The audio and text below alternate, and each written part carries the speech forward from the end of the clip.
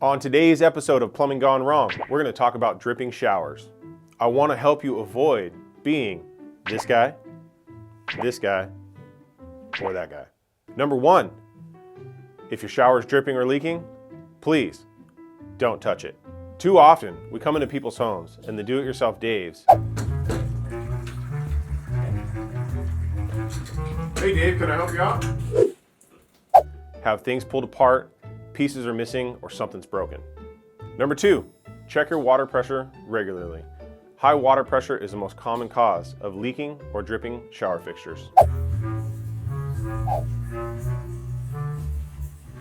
If you don't know how to check it, give us a call and we'll come out and check it for you. Number three, call Big B's Plumbing before you cause yourself any unnecessary headaches.